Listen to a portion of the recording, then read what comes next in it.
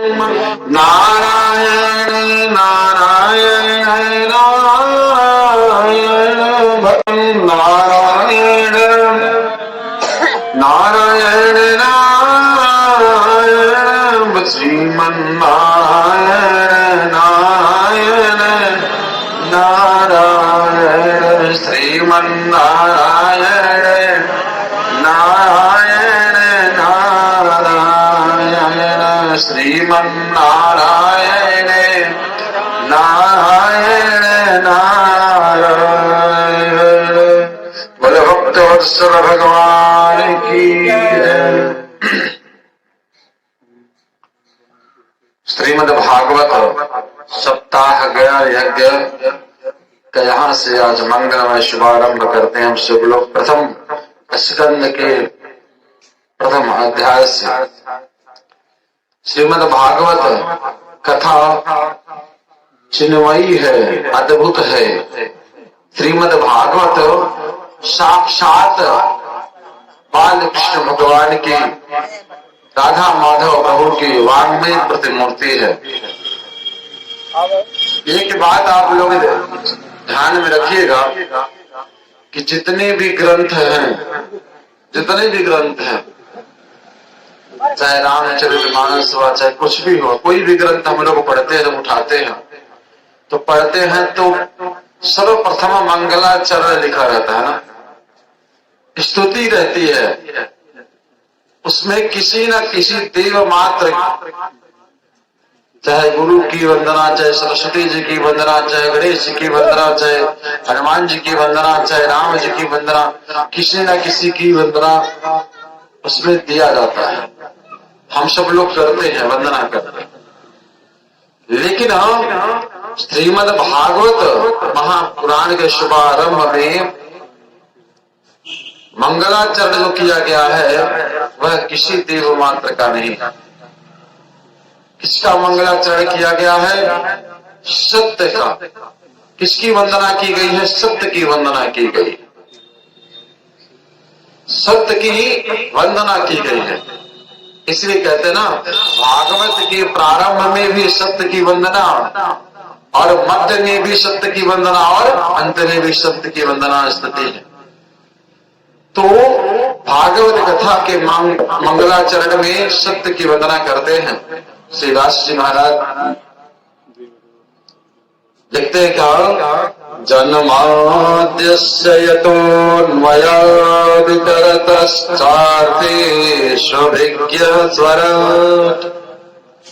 तेने ब्रह्मा हृदयादिकवये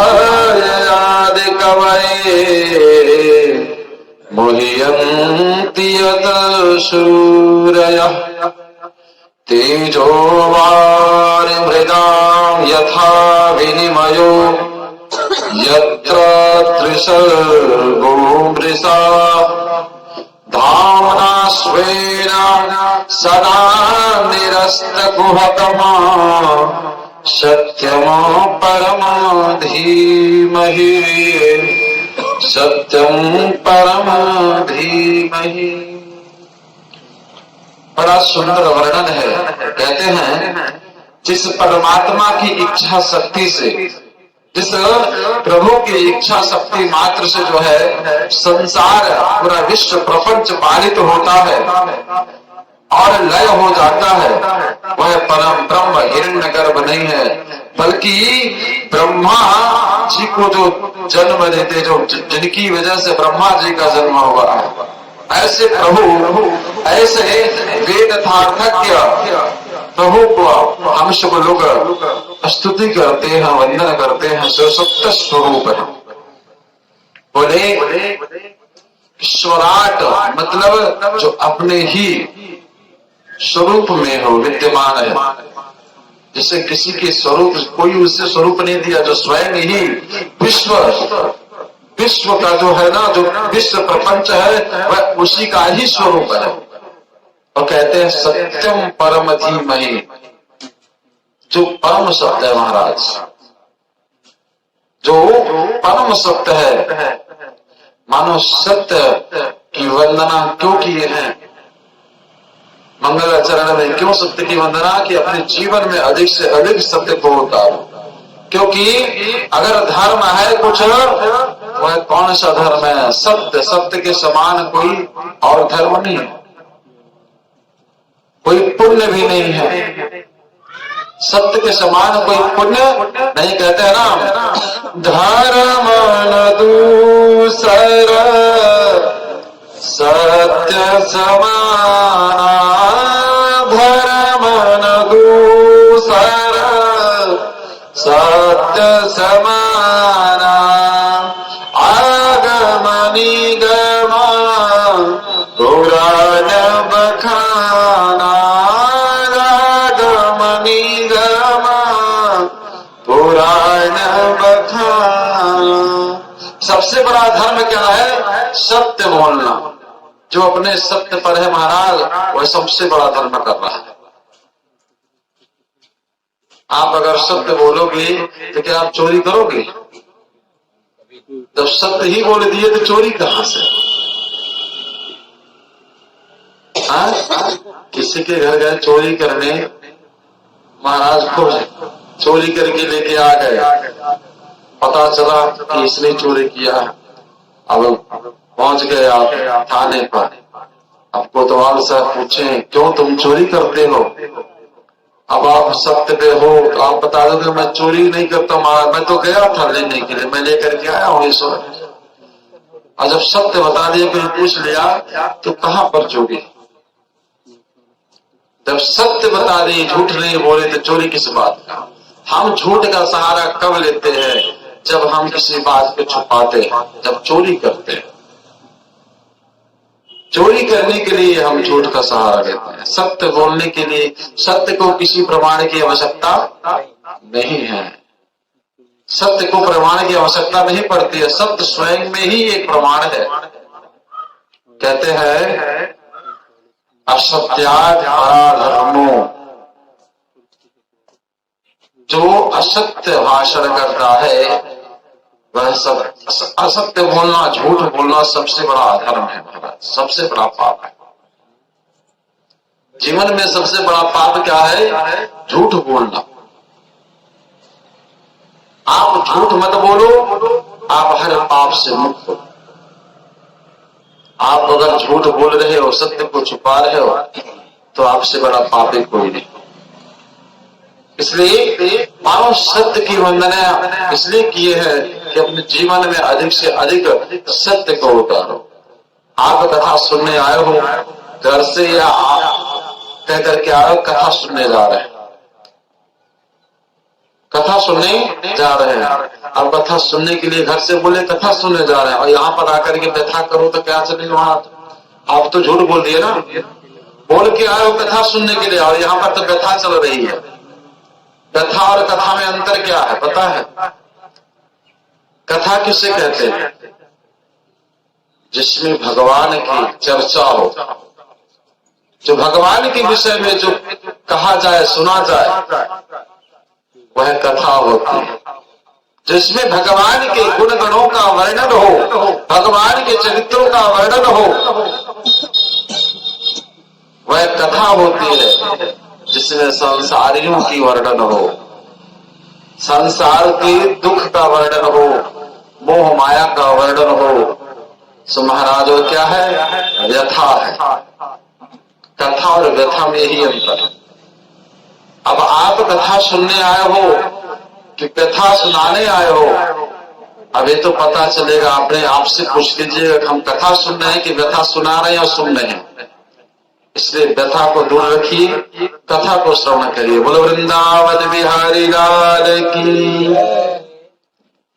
और दूसरे श्लोक में कहते हैं धर्म प्रोचित कैतवोत्र परम निर्मत्सराणाम सताम वेद्यम वास्तव मात्र वस्तु शिवदमा तापत्रयोन्मूलनम् श्रीमद्भागवते महामुनिकृते किं वा परैरीश्वरः सत्यो हृद्यवरुध्यते त्रिकृतवे श्वस्त्रो सवेतक्षर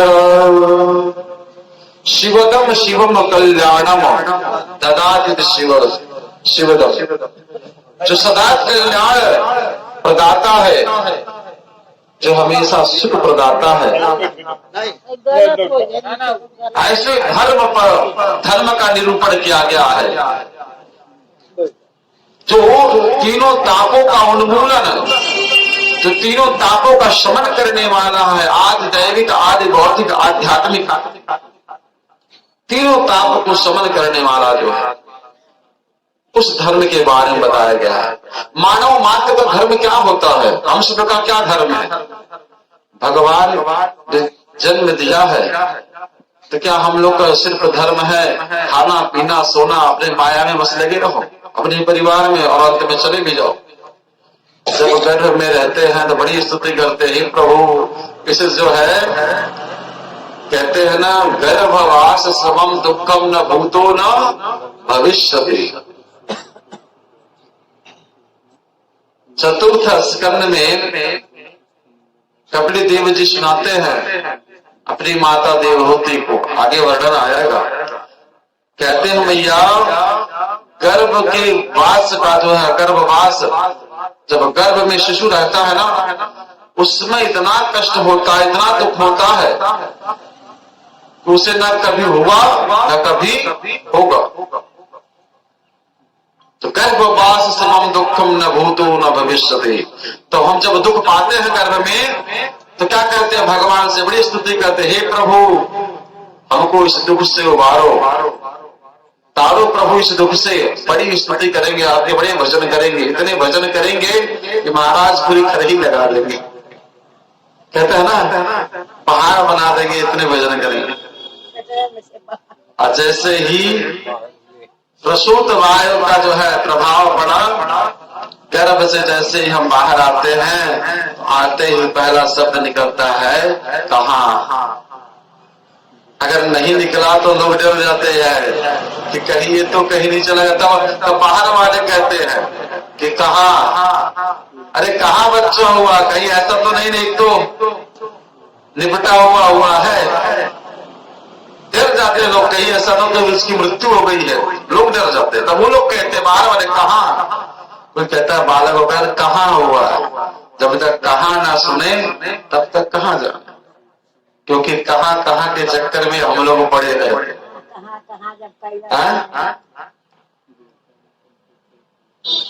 भूल जाते हैं भगवान को, जो कि यह हम सबका धर्म नहीं है। धर्म क्या है? अधिक से अधिक भगवान के बारे में चिंतन करना, भगवान के गुण गणों का चिंतन करना, मनन करना, भगवान के उस दिव्य झांकी का जो है चिंतन करना, यही सबसे बड़ा धर्म है। भागवत कथा श्रवण करना, भगवान की कथा को श्रवण करना, यही एक मानव मात्र का परम धर्म है। सत्यम परम धीमहि, यही सबसे बड़ा सत्य है मानव मात्र का। कि सत्य क्या है? अपने इस धर्म पे रहना, जो धर्म है भगवान की कथा, भगवान को मत भूले, यही सबसे बड़ा धर्म है। जो भगवान को भूल जाए, समझ लो मैं अपने धर्म से भटक चुका है। बोले भक्तवत्सल भगवान की। भागवत कथा श्रवण करना, यही परम धर्म है। बोले महाराज लेकिन भागवत कह रहे हैं आप, भागवत कथा श्रवण करना ये सबसे बड़ा धर्म है, लेकिन ये भागवत है कैसे? भागवत है कैसे? व्यास जी से किसी ने पूछ लिया, महाराज आप कह रहे हो कि भागवत श्रवण करो, भागवत श्रवण करो, लेकिन भागवत है कैसे? ये क्या है भागवत? तो कहते हैं निगम कल्पतरोर्गलितं फलम् सुख मुखादमृतद्रव संयुतम् पिबत भागवतम् रसमालयम् मुहुरहो रसिका भुवि भावुका। आपका भागवत कैसा है? हुई है। और महाराज आप कह रहे इसको पियो, कब तक पिए? इसका कुछ समय तो होगा। महाराज कोई समय है, कोई वैलिडिटी है, कोई एक्सपायरी डेट तो होगा। अरे कोई समय होगा, कितना पियो? बोले नहीं, कम नहीं, मुहुर रहो रसिका हुई भाव का। कितनी बार? मुहुर मुहु, एक बार नहीं, बार बार पियो। बोले महाराज कैसा है? तो कहते निगम कल्प तरुर गलितम फलम। निगम कहते हैं वेद, वेद रूपी कल्प वृक्ष का परिपक्व फल ही श्रीमद् भागवत कथा है। वेद रूपी कल्प वृक्ष का जो है परिपक्व फल ही श्रीमद् भागवत कथा। बोले महाराज फल है, अच्छी बात है वेद रूपी कल्प वृक्ष का, लेकिन आप कह रहे हो महाराज कहीं खट्टा है फल, तो खाओ तो एकदम मुख बेकार लगने लगे, खट्टा है या तीखा है, कैसा है यह फल? बोले सुख मुखादम अमृतद्रव संयुतम। इस फल में जो रस है ना वो अमृत के समान है। बोले महाराज अपना तो सब कोई कहता है कि मेरी दही बहुत मीठी है। कौन कहता है मेरा दही जो मेरी दही खट्टी है? व्यास जी आप कह रहे हो आप ही द्वारा यह रचित है, भागवत लिखा गया है, आप ही जो है लिखवाए हैं इस भागवत को। अब आप कह रहे हो आपको तो जन जन तक पहुंचाना है, तो आप अपने मुख से वर्णन कर रहे हो कि भागवत रूपी जो कल्प वृक्ष का परिपक्व फल है, इसका रस अमृत द्रव संयुक्त है, अमृत के समान बहुत परिपक्व बहुत मीठा फल है, इसका रस है। लेकिन महाराज मैं कैसे मानूं, कैसे मानूं कि मीठा है इसका रस? बोले ऐसे मानो, प्रमाण बद्धता हूं। सुख मुखादम अमृत द्रव संयुतम। आप लोग देखे होंगे जिस फल में सुख मतलब तोता मुख लगा देता है वह फल मीठा होता है। अक्सर जब आप लोग, अब तो महाराज पता नहीं, लेकिन हम लोग जब छोटे छोटे सब लोग, आप लोग भी याद करिए, जब जाते थे बगिया में आम बीनने के लिए, तो ज्यादा अरे जब कटा रहता था तो उसको उठा लेते थे, कहते अरे तोता का है या झूठा, मीठा होगा, और मीठा ही होना है। जानते हैं या तो उस तोते के मुख लगाने से वह फल मीठा हो गया है, या फिर तोता उस फल में मुख लगाता ही है कि जो फल पहले से ही मीठा, मतलब जो फल पहले से ही मीठा है। और इस भागवत रूपी फल में भी कोई ऐसा वैसा तोता मुख नहीं लगा हमारा, पार्थी तोता जो बहुत जानकार, हजार फल में जो भी फल को पहचान जाए कौन सा फल सही, पार्थी तोता ने मुख लगाया है। सुखदेव जी ने मुख लगाया, सुखदेव जी के मुख से वर्णित है। इसलिए मैं कह सकता, दावे के साथ कह सकता हूं कि यह फल भी मीठा होगा। बोले महाराज चलिए ठीक है, लेकिन आप कह रहे हो महाराज पियो। अरे फल कहीं पिया जाता है क्या? अरे फल तो खाया जाता है, फल पिया जाता है क्या? आप बोले पीवत भागवत रसमालयम। अरे फल रहे, ये तो भागवत एक मतलब ग्रंथ है ना, इसको तो सुना जा सकता है, लेकिन पिया कैसे जा सकता महाराज? कोई अगर फल होता तो चलो ठीक है, अच्छा उसका जूस है पी लो, कोई बात है, लेकिन ये तो कथा है, इसे सुना जा सकता है। यहाँ तो श्रृणुत भागवतम लिखना चाहिए, यहाँ तो पिबत भागवतम लिखा गया। क्यों लिखे हैं पिबत भागवतम का मतलब यह हो गया, देखिए हम पिबत भागवतम व्यास जी ने क्यों लिखा है यहाँ पर? क्योंकि सुनने वाले जो चीज होती है ना, अगर हम कुछ सुनते हैं तो एक कान से सुनेंगे दूसरे कान से निकल भी सकता है, लेकिन कहते हैं ना कुछ ऐसे बातें होती जो पीना, मतलब जो हृदयंगम, जो हृदय में उतर जाए वही उसी को पीना बोलते हैं। जो शब्द अपने हृदय में हो उतर जाए समझ लो उसको आप पी गए। और जो एक कान से सुने दूसरे कान से निकाल दिए, सिर्फ वो सुनना होगा, वहां सुने और निकाल दिया। तो पिबत भागवतम, एक बार क्या हुआ, एक जो है बड़े सत्संगी स्वर्णकार थे, बहुत बड़े सत्संगी जो है सुनार थे। अब वो जो है मतलब क्या किए, सत्संग में जाते थे। एक बार किसी ऋषि का जो है मूर्ति बनाए, ध्यान से सुनिएगा, बोले बाल कृष्ण भगवान की जय।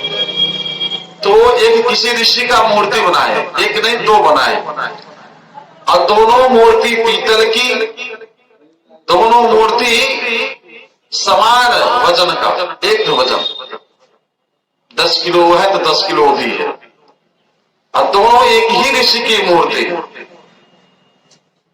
एकदम पूरा अच्छे से बन गया। और ले जा करके बाजार में जो है नुमाइश में रख दिए। बोले अब अंतर ढूंढो। दाम एक का रख दिए 500 और एक का रख दिए 1 लाख।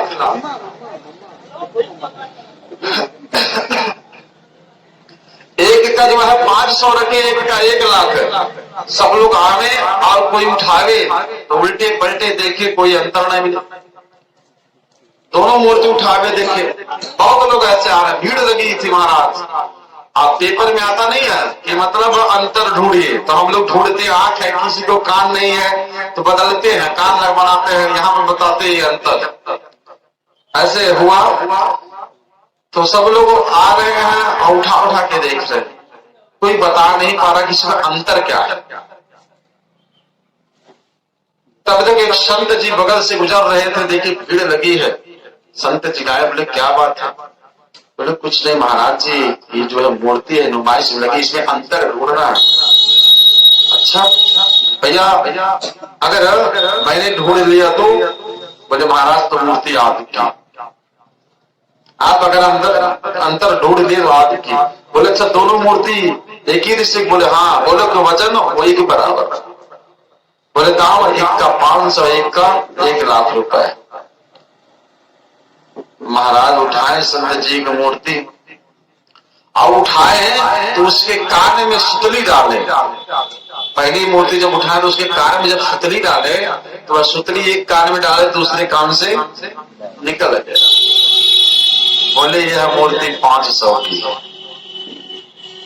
फिर जब दूसरी मूर्ति उठाए, जब उसमें सुतली डाले उसके कान में, तो वह सुतली जाकर के उसके उधर पेट में चला गया। बोले यह 1 लाख की मूर्ति। कहने का मतलब समझ रहे हैं? बात जो है पिताजी वही कहते हैं, बेटा यह काम मत करना, यह गलत है। जिसने अपने जीवन में उतार लिया उसके लिए वह पिताजी का वह बात लाखों का काम कर रहा है, और जिसने सुना और निकाल दिया उसके लिए तो पैसे भर कर दिए। कथा सब लोग श्रवण करते हैं, जिसने सुना और अपने जीवन में उतार लिया सो उसका जीवन तो कृतार्थ हो जाएगा, और जो सुनेगा और निकाल देगा उसके लिए क्या है? वो तो बस उससे पूछोगे तो क्या सुनेगा, उससे कल पूछोगे तो कहेगा क्या? कोई पूछा कि कथा सुनने गए थे, क्या सुने? अरे हम सुने कहाँ, सुने और निकाल दिया। अगर हृदय में रखे होते तो कुछ तो याद होता, कुछ तो पता चलता। गुरु जी ने खूब अच्छा पढ़ाया, सब शिष्य देख रहे हैं। अब जो सुनेगा, जो अपने हृदय में रखेगा, वही परीक्षा में पास हो सकता है, और जो सुना और निकाल दिया वो कैसे पास होगा? तो बोले पिबत भागवत, मतलब कथा को सुनो मत, पी जाओ। पी जाओ मतलब अपने हृदय अंगम, हृदय में रख लो। हृदय में रखना मतलब पीना। तो यह श्रीमद् भागवत कथा कैसी है? यह सुनने योग्य नहीं है, पीने योग्य है। कैसे पियोगे? अपने कर्ण के माध्यम से, कानों के माध्यम से जो है, कानों को अपने दोने जैसे बनाते हैं हम ना जूस पीने के लिए, उसी प्रकार से दोना बना करके अपने हृदय में ले आओ इस रस को। जब इस रस को पियोगे तो क्या मिलेगा? भक्ति, ज्ञान, वैराग्य की प्राप्ति होगी, भगवान की प्राप्ति होगी, जब इस रस को हृदय में उतारोगे। तो पिबत भागवत रसमालयम, अब मुँह रहो रसिका भूमि भाव का, कब तक पीना महाराज? बोले मुहुर मुहु, एक बार नहीं बार बार, मोक्ष पर्यंतम, जब तक मोक्ष ना हो जाए तब तक पियो,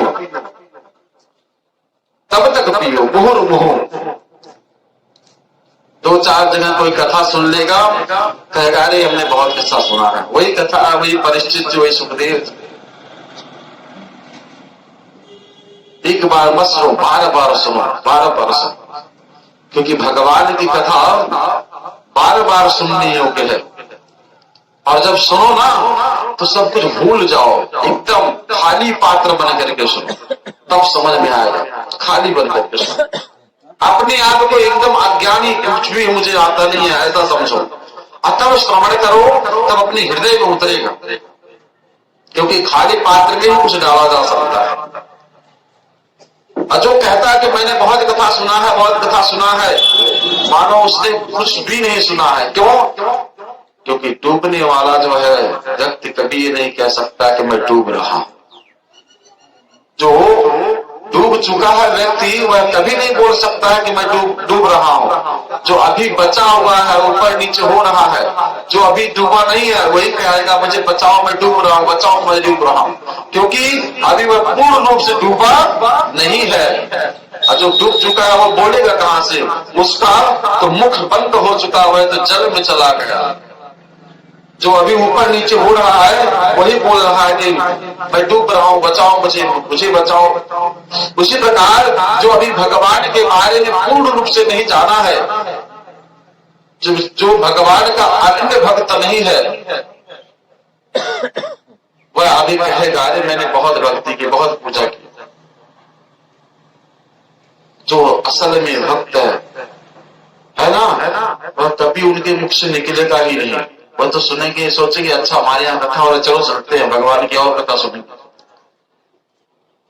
अधिक से अधिक कथा श्रवण करें। बोले महाराज लेकिन ज्यादा से ज्यादा पिए, बार बार सुने, लेकिन किसको किसको यह जो आपकी कथा है किसको किसको सुनाया जा सकता है? कौन कौन सुनने के योग्य है? इसका अधिकारी कौन करना है? बोले रसिका भूमि भाव का,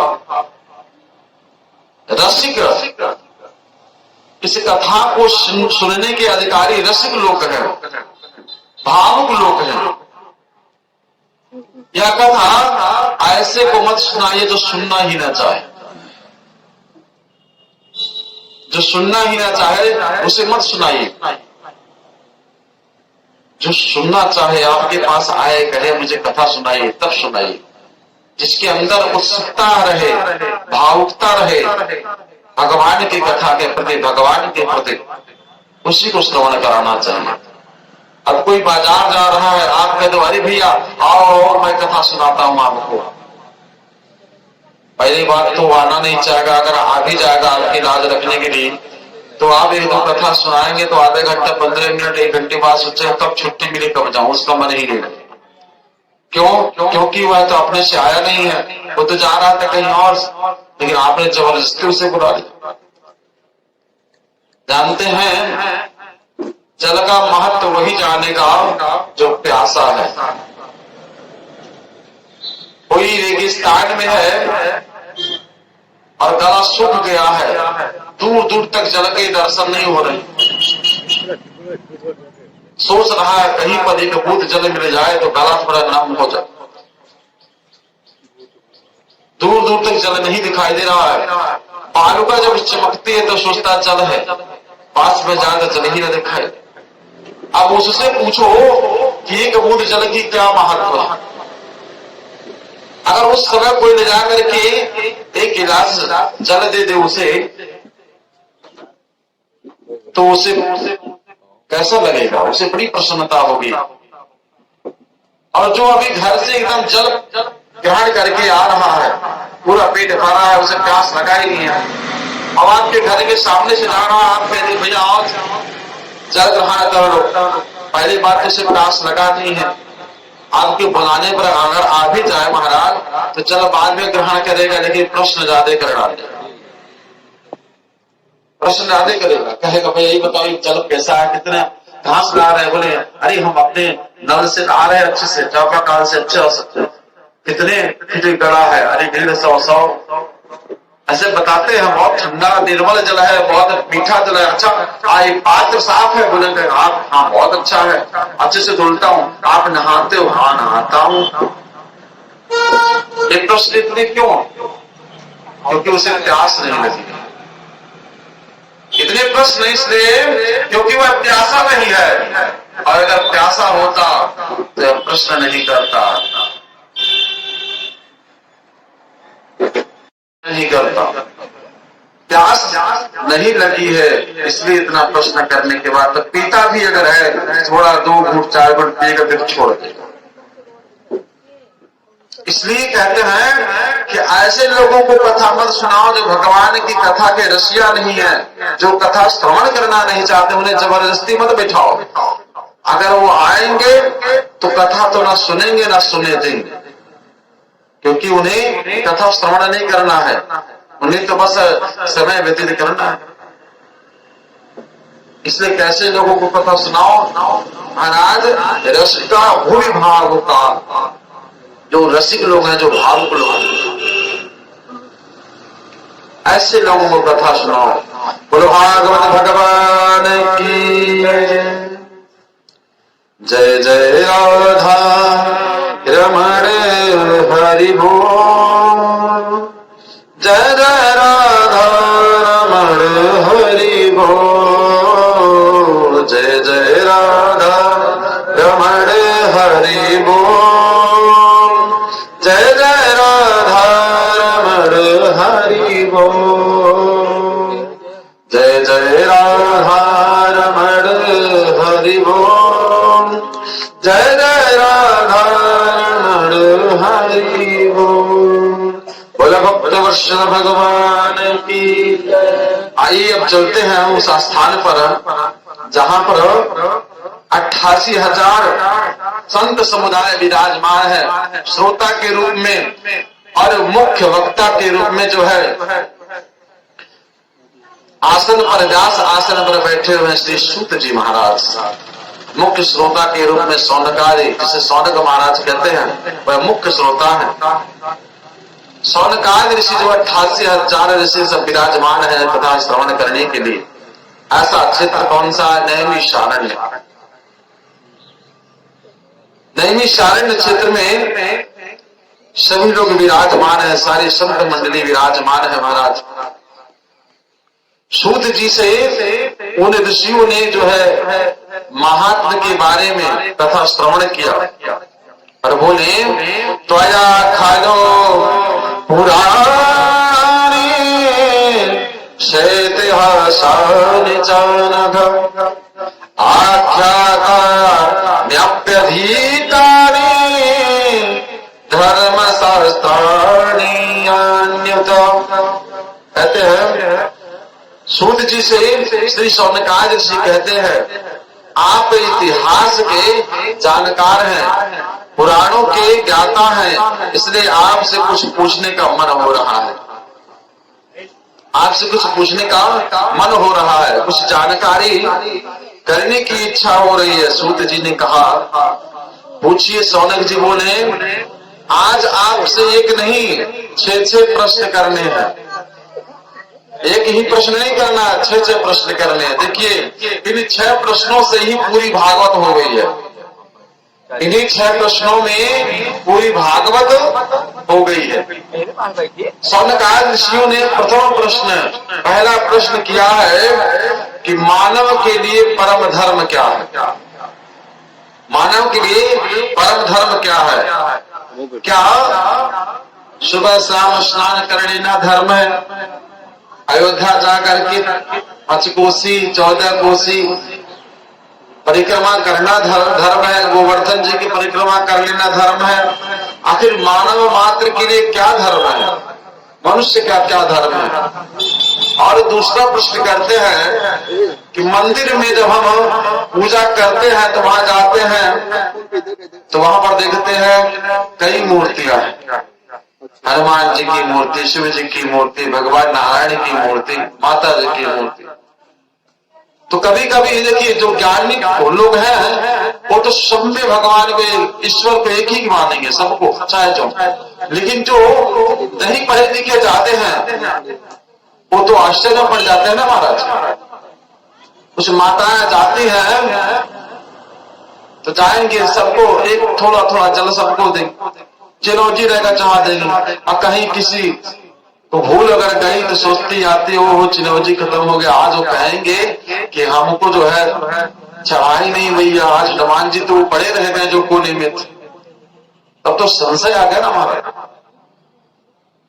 तो वो जब मंदिर में जाते हैं तो कई मूर्तियां होती हैं, ये बताइए किसको पूजे किसको छोड़े।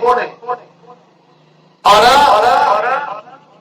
तीसरा प्रश्न है कि वेद में परमात्मा को अजन्मा कहा गया। जब अजन्मा कहा गया तो यशोदानंदन कैसे हुआ, देवकी नंदन कैसे हुआ। जब वह जन्म ही नहीं लेता तो कौशल्यानंदन कैसे हुआ। और चौथा प्रश्न है कि अगर जन्म लेता ही है, अवतार लेता ही है, तो कितने अवतार हैं। कोई कहता है कि भगवान के 10 अवतार हैं, कुछ लोग कहते हैं कि 24 अवतार है, कुछ लोग कहते हैं हरि अनंत हरि कथा अनंत कहाही सुनाही बहु विधि सब संत। कुछ लोग कहते हैं हरि अनंत, हरि की कथा भी अनंत है, किसको माने। और महाराज पांचवा प्रश्न यह है कि ग्रंथ तो बड़े हैं, 4 पुराण भी हैं, लेकिन महाराज इतने ग्रंथ हैं सनातन धर्म में, अगर पढ़ने बैठे तो पढ़ते ही रह जाओ, पूरी उम्र बीत जाए, इतने पढ़ते जाओ पढ़ते जाओ। महाराज ऐसा एक काम करिए, इतना समय नहीं निकल पाता है, ऐसा कोई उपाय बताइए जिसके श्रवण करने से, जिसके मनन करने से, जिसके अध्ययन करने से सबका फल मिल जाए, सबका फल मिल जाए, सबका निचोड़ क्या आप उसे सुनिए। और छठवां प्रश्न है कि जब भगवान आते हैं धराधाम पर, जब अधर्म फैल जाता है ना सब तरफ, तो भगवान आते हैं। भगवान गीता में कहते हैं ना, धर्म संस्थापनार्थाय संभवामि युगे युगे। जब भगवान धर्म की स्थापना के लिए आते हैं, जब भगवान आते हैं धर्म को स्थापित करते हैं, जब तक भगवान रहते हैं तब तक तो धर्म बड़ी अच्छे से रहता है। लेकिन जब भगवान चले जाते हैं, जब भगवान द्वारिकाधीश चले गए तो धर्म किसके शरण हो गया, किसके शरण हो गया।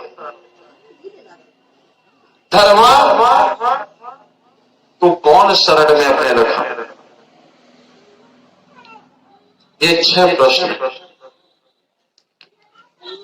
सूत जी ने कहा मैं अवश्य बताऊंगा, लेकिन उसके पहले मैं अपने गुरुतुल्य श्री सुखदेव जी महाराज का ध्यान कर लूं, तब मैं आपको बताता हूं। सुखदेव जी का ध्यान करते हैं, चिंतन करते हैं। यम प्रव्रजन्तमनुपेतमपेत कृत्यम द्वैपायनो विरह कातरया जुहाव पुत्रेति तन्मयतया सर्वोऽभिनेदोस् तं सर्वभूत हृदयं मुनिमानतोऽस्मि। देखिए वक्ता और श्रोता दोनों के जन्म की कथा अवश्य श्रवण करना चाहिए। वक्ता कौन है? श्री सुखदेव जी महाराज, आगे श्रोता श्री परीक्षित जी महाराज। तो सूत जी महाराज चिंतन करते हैं भगवान सुखदेव जी के बारे में। आइए सुखदेव जी का जन्म कैसे हुआ, कैसे सुखदेव जी आए धराधाम पर, इस कथा को श्रवण करते हैं। सुखदेव जी महाराज जो है गोलोक धाम में राधा रानी की गोद में जो है खेलते रहते हैं, राधा रानी की गोद में खेलते हैं। एक दिन क्या हुआ, राधा रानी ने कहा कि आप जाओ और जाकर के जन जन में भगवान की कथा का प्रचार प्रसार करो। तो सुखदेव जी ने कहा कि माता मैं तो नहीं जाऊंगा, क्योंकि जो भी मृत्यु रोग में आता है मैंने सुना है भगवान की माया उसमें जकड़ लेती है, पकड़ लेती है, कितना भी बचना चाहे ऐसी प्रबल माया है कि जकड़ लेती है, एक बार जकड़ेगी फिर छोड़ती नहीं है। इसलिए मैं तो नहीं जाऊंगा। जो 2-4 माला भजन हो रहा है भगवान का वह भी छूट जाएगा, इसलिए तो मैं नहीं जाऊंगा। राधा रानी ने कहा आप जाओ, आपके ऊपर मेरा आशीर्वाद रहेगा, आपको बिल्कुल कुछ नहीं होगा, आपको कुछ नहीं होगा। राधा रानी की आज्ञा पा करके जो है कैलाश पर्वत पर आ गए। अक्षुक पक्षी के गर्भ से अंडे के रूप में जन्म ले लिया, और जब जन्म लिए तो महाराज निर्जीव, जिस अंडे में तो वह निर्जीव हो गया। अब नारद जी को चिंता हुई कि सुखदेव जी का प्रादुर्भाव नहीं हुआ धराधाम पर, तो भगवान का जो भगवान की कथा है उसका प्रचार प्रसार कैसे होगा। उनको जो है यहाँ पर आना ही होगा, लेकिन वो समझ रहे हैं वो तो जो अंडे के रूप में वो तो निर्जीव रूप में हो चुका है। अब कैसे हुआ है सचिन। जय श्री कृष्णा। सोइए मत। देखिए नारद जी, नारद किसे कहते हैं? नारम ज्ञानम ददात इति नारद। अब कहते हैं नारम अज्ञानम यदि खंडयति इति नारद। जो अज्ञान का खंडन करे उसे कहते हैं नारद। या फिर ऐसा समझ लीजिए नारद, जिसका एक भी वचन ना हो रद, उसे कहते हैं नारद। आजकल तो लोग नारद का नाम ले तो समझेंगे बस झगड़ा लगाने वाला। जो इधर से उधर लगाता है वही झगड़ा। अरे नारद जी जैसे संत हर कोई नहीं हो सकता है।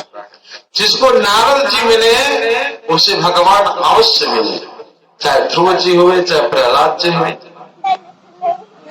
समझ लीजिए जिसको नारद जी मिल गए, भगवान के मिलने से पहले नारद जी मिलते हैं, क्योंकि नारद जी भगवान के मन है। अगर भगवान को किसी को दर्शन देना होता है तो नारद जी को पहले ही भेज देते। तो नारद जी के मन में हुआ सुखदेव जी को आना चाहिए। ठीक कैसे आए? वो तो वहां कैलाश वाला गुफा में निर्जीव। नारद जी के मन में हुआ यह भगवान शिव के ही माध्यम से आ सकते हैं, वही कुछ कृपा करेंगे तभी हो पाए। नारद जी ने सोचा अपने माता पिता में तो झगड़ा लगा ही दिया था, भगवान नारायण में भी झगड़ा लगा ही दिया था। जहां पर बहुत झगड़े हो रहे हो अगर नारद जी पहुंच जाए तो महाराज पल भर में शांति मिल जाती है, और जहां पर बड़ी शांति है वहां पर पल भर में क्रांति मच जाती है। नारद जी अगर पहुंच जाए, नारद जी अब चल दिए कहां? कैलाश पर्वत की तरफ। क्या करते हुए? संकीर्तन करते हुए अपने वीणा पर भगवान के गुणगणों का चिंतन करते हुए गाते हुए चल दिए। नारायण नारायण श्रीमन नारायण नारायण नारायण नारायण नारायण श्रीमन नारायण नारायण नारायण श्रीमन नारायण नारायण नारायण बद्री नारायण नारायण नारायण नर नारायण नारायण नारायण नारायण